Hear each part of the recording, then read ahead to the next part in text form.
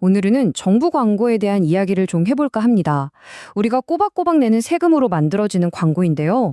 한 해에 쓰이는 돈이 자그마치 1조 원이 넘는다고 합니다. 그런데 이 엄청난 돈이 쓰이는 방식이 앞으로 확 바뀐다고 하는데요. 도대체 우리 세금이 그동안 어떻게 쓰여왔고 또 어떻게 달라지는 건지 오늘 차근차근 알기 쉽게 짚어드리겠습니다. 첫 번째, 과연 정보 광고는 그동안 아무 문제 없이 잘 운영되어 왔을까요? 1조 원. 사실 이게 얼마나 큰 돈인지 감이 잘 안 오실 수도 있는데요. 정말 천문학적인 금액입니다. 이렇게 막대한 국민의 세금이 과연 어디에 그리고 어떤 기준으로 쓰였는가 하는 점이 바로 이번 개혁 논의가 시작된 가장 중요한 이유입니다. 두 번째로 넘어가서 바로 이 광고 집행의 불균형 문제입니다. 1조 원이 넘는 그 큰 돈이 여러 언론사에 골고루 공정하게 분배된 게 아니고요. 몇몇 특정 언론사 쪽으로만 집중적으로 흘러들어갔다는 지적이 아주 오래전부터 계속해서 나왔습니다. 이 그래프를 보시면 문제가 한눈에 들어옵니다. 보시는 것처럼 정부 광고비의 아주 큰 덩어리가 소수의 특정 신문사나 방송사에 집중된 걸 알 수 있죠. 반면에 수많은 지역 언론이나 새로운 온라인 매체들은 정말 얼마 안 드는 돈을 놓고 나눠 가져야 하는 그런 상황이었습니다. 이러다 보니 광고비를 많이 받은 상위 몇 개 언론사가 전체 광고 시장을 좌지우지하고 다양한 목소리를 내는 언론들은 설 자리를 잃어간다는 비판이 나온 겁니다. 이게 바로 광고 쏠림 현상의 현실입니다. 그래서 정부가 이런 문제들을 바로잡기 위해서 개선 방안을 내놨습니다. 세 번째, 바로 공정성과 투명성을 되찾기 위한 정부의 세 가지 약속입니다. 이번 개혁의 핵심은 딱 세 가지로 정리할 수 있습니다. 첫째는요, 이제 신문이나 방송 같은 전통적인 방식에서 벗어나서 국민들이 실제로 많이 보는 온라인, 즉 디지털 중심으로 광고를 하겠다는 겁니다. 둘째는 그 많은 예산을 어디에 어떻게 썼는지 전부 투명하게 공개해서 제대로 검증받겠다는 것이고요. 그리고 마지막 셋째, 악의적으로 허위 정보를 퍼뜨리는 언론에는 반드시 그에 맞는 책임을 묻겠다는 겁니다. 이 세 가지가 이번 개혁의 뼈대라고 할 수 있겠습니다. 그런데 왜 갑자기 디지털을 강조하는 걸까요? 사실 이미 캐나다나 영국 같은 선진국들은 정부 광고의 절반 이상, 많게는 65% 이상을 디지털에 쓰고 있습니다.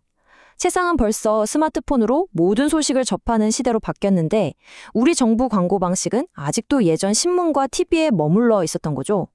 이제라도 국민들이 실제로 정보를 얻는 곳으로 직접 찾아가서 소통하겠다는 의지라고 볼 수 있습니다. 자, 네 번째는 바로 허위 정보, 우리가 흔히 말하는 가짜뉴스 문제인데요. 여기에 대한 책임을 아주 무겁게 묻겠다는 겁니다. 정부가 아주 단호하게 선을 그었습니다. 언론의 역할도 중요하지만 고의로 사실을 왜곡하고 허위 정보를 퍼뜨린다면 반드시 책임을 물어야 한다고 강조했습니다. 한마디로 우리 국민의 소중한 세금이 가짜뉴스를 만드는데 단 1원이라도 쓰여서는 안 된다는 원칙을 분명히 한 것입니다. 실제로 이런 일이 있었습니다. 한 언론사에서 중국인 간첩 99명을 체포했다는 아주 충격적인 제목의 기사를 내보냈는데요. 결국 이건 전혀 사실이 아닌 것으로 밝혀졌습니다. 하지만 이 보도가 나갔을 당시에는 엄청난 사회적 혼란과 불안감을 일으켰죠. 이처럼 명백한 허위 보도가 우리 사회에 얼마나 큰 해를 끼칠 수 있는지 보여주는 대표적인 사례입니다. 그래서 앞으로는 말이죠. 이렇게 기본적인 사실 확인조차 하지 않고 가짜뉴스를 퍼뜨리는 언론사에는 정부 광고를 줄 때 불이익을 주기로 했습니다. 국민 세금으로 운영되는 광고를 받을 자격이 없다는 어찌 보면 아주 상식적인 이야기입니다. 언론이라면 최소한의 사실 확인 의무는 지켜야 한다는 원칙을 바로 세우겠다는 것이죠. 자, 그럼 이제 마지막으로 앞으로 우리가 직접 피부로 느끼게 될 변화는 무엇인지 한번 정리해 보겠습니다. 과거와 미래를 비교하면 아주 명확해집니다. 과거에는 특정 언론에만 광고가 쏠렸고 돈이 어떻게 쓰이는지 알 수 없는 깜깜이 집행이 많았습니다. 또 광고인지 기사인지 헷갈리게 만드는 기사용 광고도 큰 문제였죠.